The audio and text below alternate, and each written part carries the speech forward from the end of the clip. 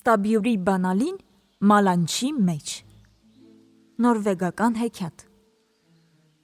Մի գեղջուկ որոշում է ամուսնանալ և ուզում է այնպիսի կին գտնել, որ մանել ու գործել կարողանա, եփել թափել իմանա։ Այդ մասին լսում են հարևանները ու իրենց աղջկա համար ուղարկում են խնամախոսներ։ Եվ ահա տղան գալիս է նրանց դաստակերտը հարցնատես։ Սկզբում, ինչպես ընդունված է, տանտերը նրան նստեցնում է նստարանին, խոսում դես ու դենից, իսկ հետո տանում է տուն ցույց տալու։ Մտնում են մի սենյակ և տղան տեսնում է, որ անկյունում դրված է մի ճախարակ, վրան մի ամբողջական կապոց մալանչ։ «Ձեր տանն ով է այս ճախարակի վրա մանում», հարցնում է փեսացուն։ «Մեր աղջիկը», պատասխանում է տանտիրուհին, «և այնքան արագ է մանում, որ աչքներիդ չեք հավատա։ Գովելու համար չեմ ասում, այդպիսի մի ուրիշ վարպետուհի չես գտնի ամբողջ գյուղում»։ «Այս մալանչը շատ է», ասում է փեսացուն, «թերևս մի 3 օր պետք է, որ այս բոլորը մանվի»։ «Գուցե ուրիշներին 3 օր է պետք», պատասխանում է տանտիրուհին, «իսկ մեր աղջկան մի օրն էլ բավական է»։ Փեսացուն շատ է զարմանում, բայց ոչինչ չի ասում։ Եվ երբ տանտերը գնում է խոհանոց, հյուրասիրության պատրաստություն տեսնելու, տղան պատուհանի գոգից վերցնում է ստաբյուրի բանալին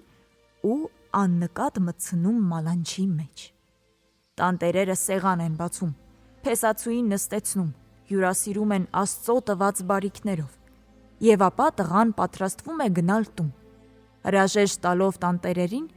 ասում է, որ շուտով նորից կգա։ Եվ թեև աղջիկը դուր է գալիս իրեն, բայց նա նշանդրեքի մասին առայժմ ոչ մի խոսք չի ասում։ Այսպես անցնում է 1 շաբաթ, հետո 2 շաբաթ, և դարձյալ փեսացուն գալիս է հարևաններին հյուր։ Այս անգամ նրան ավելի լավ են ընդունում, չեն իմանում որտեղ նստեցնեն, ինչով հյուրասիրեն։ Իսկ հետո բոլորը նստում են սեղանի շուրջն ու սկսում զրուցել։ «Դե,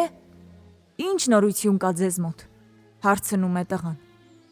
«Կարծես թե ամեն ինչ առաջվա պես է», պատասխանում է տանտիրուհին։ «Միայն մեր ստաբյուրի բանալին է կորել։ 2-րդ շաբաթն է փնտրում ենք և ոչ մի տեղ չենք կարողանում գտնել»։ Այդ ժամանակ փեսացուն մոտենում է ճախարակին, մալանչի միջից հանում է բանալին ու ասում. «Այո, ամեն ինչից երևում է, որ ձեր աղջիկը շատ արագ է մանում։ Մի օրում շատ թել կարող է մանել։ Թեև այն էլ զարմանալի չէ, եթե նրա մի օրը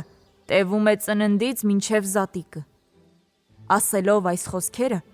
փեսացուն դնում է գլխարկն ու հեռանում այդտեղից։